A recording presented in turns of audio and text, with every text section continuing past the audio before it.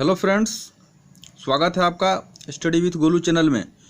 आज हम लोग उत्तर वैदिक काल का सेकंड पार्ट देख रहे हैं।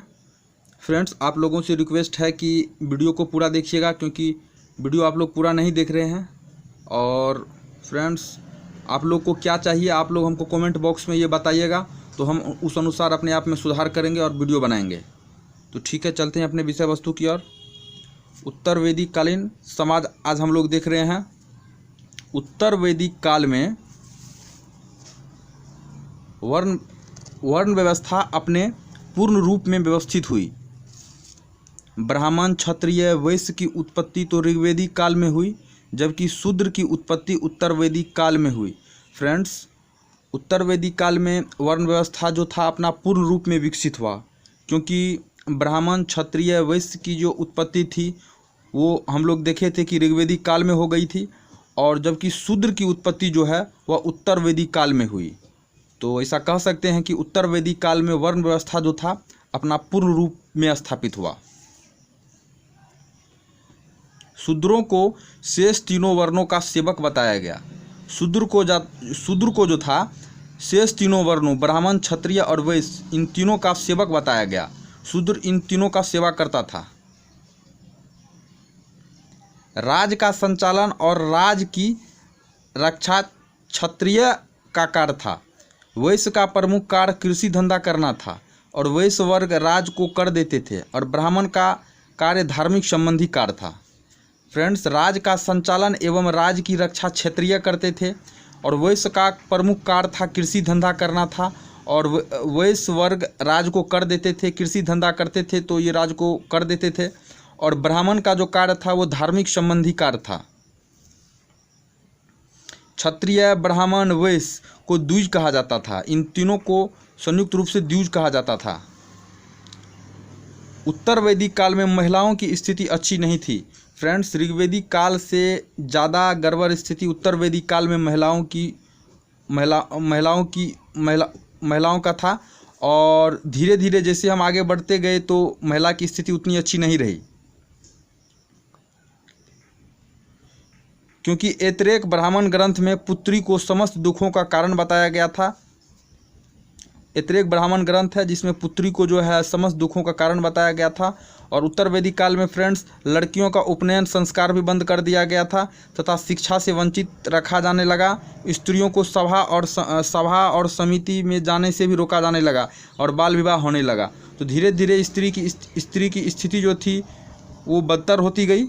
और जैसा कि हम लोग देख रहे हैं कि स्त्री को जो पुत्री को समस्त दुखों का कारण बताया गया, लड़कियों का उपनयन संस्कार भी बंद कर दिया गया, शिक्षा से वंचित रखा गया, और स्त्रियों को राजा की जो दो महत्वपूर्ण संस्थाएं थी, सभा और समिति, उसमें भी जाने से रोका जाने लगा, बाल विवाह होने लगा। फ्रेंड्स, कुछ विदुषी स्त्री थी ऋग्वेदिक काल में। घोषा, सिक्ता, अपाला और विषपाला, ये ऋग्वेदिक काल की विदुषी स्त्री थी, जिसने अपने काफ़ी मंत्रों का आविष्कार भी किया था, जिसके कारण ये लोग काफ़ी विश्वविख्यात भी हुए। उत्तर वैदिक काल में जो विदुषी स्त्री था उसका नाम था गायत्री और मैत्रेयी। हम लोग अब फ्रेंड्स आश्रम व्यवस्था देख रहे हैं। यह व्यवस्था सर्वप्रथम उत्तर वैदिक काल में आरंभ हुआ। आश्रम व्यवस्था के अंतर्गत मनुष्य की आयु 100 वर्ष थी। आश्रम व्यवस्था के अंतर्गत मनुष्य की आयु 100 वर्ष थी। 4 आश्रम व्यवस्थित थे: ब्रह्मचर्य आश्रम, गृहस्थ आश्रम, वानप्रस्थ आश्रम और संन्यास आश्रम। ब्रह्मचर्य आश्रम 25 वर्ष की अवस्था में ब्रह्मचर्य आश्रम में आता था। यह काल विद्या अध्ययन का काल होता था। इसकी शुरुआत उपनयन संस्कार से होता था। उपनयन संस्कार के बाद बालक 25 वर्ष की अवस्था तक गुरु के समीप रहकर ज्ञान अर्जन करता था। फ्रेंड्स, ब्रह्मचर्य आश्रम का जो शुरुआत था 0 से लेकर 25 वर्ष की अवस्था तक आता था। इस काल में विद्याध्ययन का काल होता था। इसकी शुरुआत उपनयन संस्कार से होता था। फ्रेंड्स, बालक का पहले उपनयन संस्कार होता था, उसके बाद जो है वो उपनयन संस्कार के अध्ययन के बाद बालक जो थे वो विद्याध्ययन के लिए गुरु के समीप रह के विद्याध्ययन करते थे, और 25 वर्ष की अवस्था तक वो ज्ञान अर्जन करते थे। उसके बाद गृहस्थ आश्रम के बारे में देख रहे हैं। 25 से 50 वर्ष की आयु में गृहस्थ आश्रम की शुरुआत हुई। बालक ब्रह्मचर्य आश्रम को समाप्त कर विवाह संस्कार द्वारा गृहस्थ आश्रम का शुरुआत करते थे। फ्रेंड्स 25 से 50 वर्ष की आयु गृहस्थ आश्रम की थी और ब्रह्मचर्य आश्रम को समाप्त कर विवाह द्वारा गृहस्थ आश्रम की शुरुआत करते थे। वानप्रस्थ आश्रम 50 से 75 वर्ष की आयु वानप्रस्थ आश्रम का था। इसमें मनुष्य संसारिक मोहमाया छोड़कर ईश्वर पर ध्यान केंद्रित करता था। फ्रेंड्स 50 से 75 वर्ष की आयु जो था वो वानप्रस्थ आश्रम का था। इसमें मनुष्य संसारिक मोहमाया छोड़कर और सीधा ईश्वर पे ध्यान लगाता था। और संन्यास आश्रम 75 से 100 वर्ष का काल संन्यास आश्रम का था। और संन्यास का अर्थ मतलब होता है कि पूर्ण त्याग, यानी मनुष्य घर और समाज त्याग कर वनों में चला जाता था और ईश्वर का ध्यान लगाकर शरीर का त्याग करता था। फ्रेंड्स इस काल में 75 से 100 वर्ष का ये समय था। और संन्यास का जो मीनिंग होता है, इसका मतलब होता है पूर्ण त्याग। मनुष्य घर परिवार सब कुछ छोड़ के वनों में चला जाता था और वहाँ पे ईश्वर पे ध्यान लगाता था, धार्मिक चीज़ों का अध्ययन करता था और वहीं से अपना वो शरीर को त्याग करता था।